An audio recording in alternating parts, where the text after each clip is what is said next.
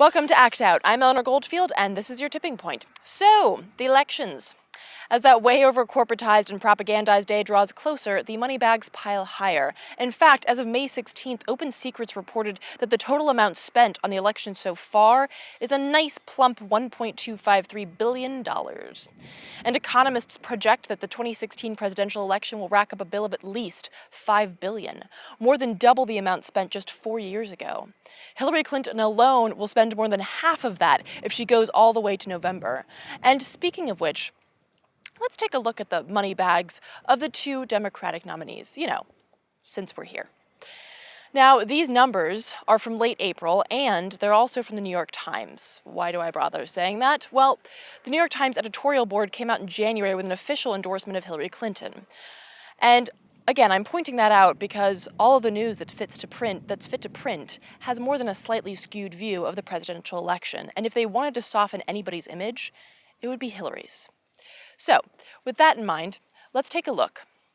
By late April, Hillary was ahead by about $76.8 million, with a near tie on direct donations to the campaign, meaning money that hasn't passed through a super PAC or dark money channel.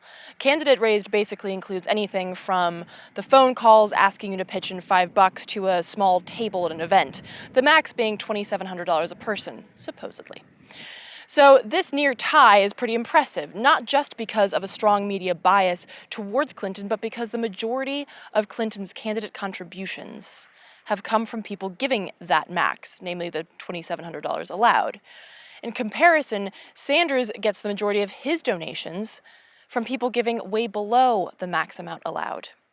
So that's a brief overview of the candidate contributions directly, but if they're tied, where's that extra $76 million coming from?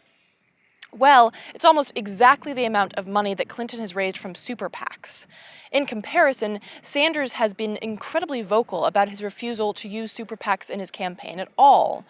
And that's not to say that Sanders doesn't have any skeletons in his closet, because he does. Everybody does. Or that I'm taking this opportunity to throw my weight behind Sanders because I think there's some shit that needs some answers there. And I'm not going to tell you who I'm voting for, because that's not this story. But I do want to give him props for his pointed campaign to call out the corrupting influence of money in politics. Sure, he's not the first person to notice that we live in a corporatocracy, but he is the first presidential candidate to build his platform on that foundation. And as a result, he's changed the way that many people look at campaign finance and how we view our role as citizens in these billion-dollar fiascos that we call elections. But regardless of what happens in July at the DNC, or indeed in November, what is our role? What can we do? What must we do to overthrow this oligarchic, plutocratic kleptocracy? Because as many of you know, you can't just show up every 2 to 4 years, give a shit, and then go back to not caring. If you don't want to live in a corporate dictatorship, you have to pay attention all the time, because these guys feed off of your inattention like gremlins after midnight. And for those of you under the age of 30 who have no idea what the fuck I'm talking about, Google that reference.